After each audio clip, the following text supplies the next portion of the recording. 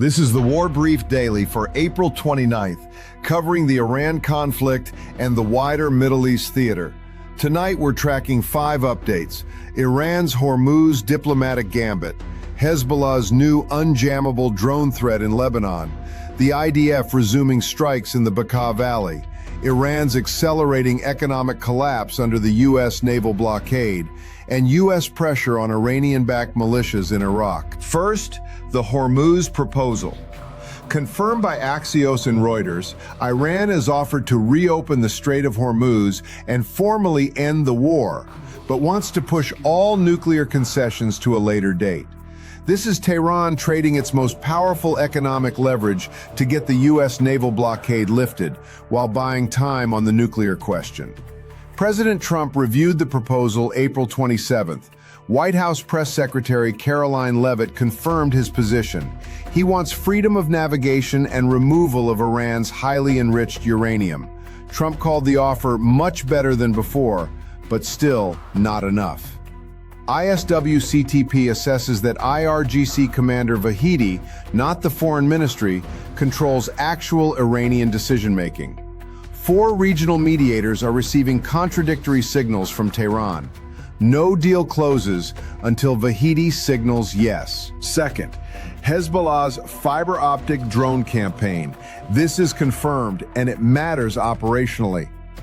Since the April 16th ceasefire, Hezbollah has conducted 18 claimed attacks on Israeli forces in southern Lebanon. 12 of those 18 used fiber-optic FPV drones, and that distinction is critical. Fiber-optic drones use a physical wire for guidance. They are completely immune to electronic jamming. Standard IDF countermeasures do not work against them. Range, up to 15 kilometers. Payload, up to 6 kilograms. On April 26th, a fiber-optic strike near Taiba killed 1 IDF soldier and wounded 6. Hezbollah then launched a second drone targeting the same unit during casualty evacuation. Israeli soldiers shot it down meters from the medevac site. That dual-strike tactic, hit the unit, then hit the rescue, is straight out of the Eastern Ukraine playbook. This is confirmed battlefield technology transfer into the Middle East. Third, the IDF returns to the Bekaa Valley, confirmed by the IDF and multiple Lebanese correspondents. On April 27th, Israeli aircraft struck Nabi Chit in Baalbek, Hermel province, the first Bekaa Valley airstrike in nearly 3 weeks. Hezbollah Secretary General Naim Qassem stated in writing that Hezbollah will not give up its weapons. A single Al Jazeera report, labeled this emerging, claims Hezbollah has deployed large groups of suicide bombers to IDF areas of operation in the south. That claim is not yet confirmed. Fourth, Iran's economic pressure point. Confirmed by the Wall Street Journal and Reuters, the U.S. naval blockade has forced Iran to store oil in disused tanks and containers in Avaz and Asaluya. Iran is now attempting to export oil to China by rail, far less efficient, far less profitable.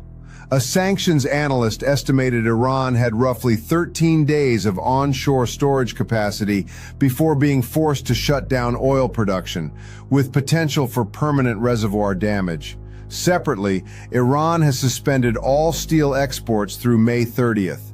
U.S.-Israeli strikes destroyed an estimated 25 to 30% of Iranian steel output.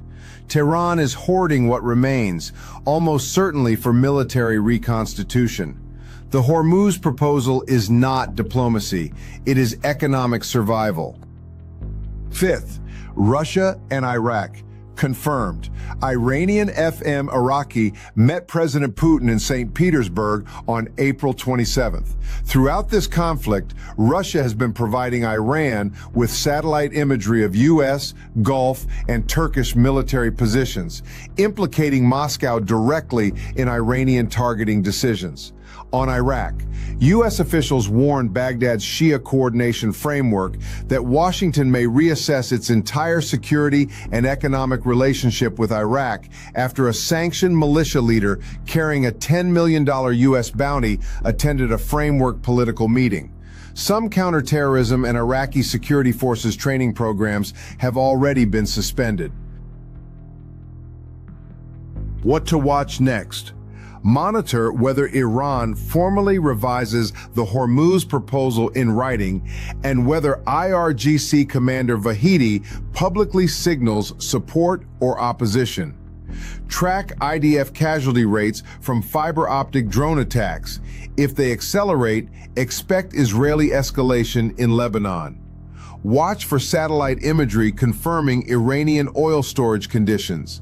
Monitor Bekaa Valley strike patterns and any Iraqi government response to the U.S. ultimatum on militia disarmament. That's your War Brief Daily for April 29th. The ceasefire is holding, but just barely.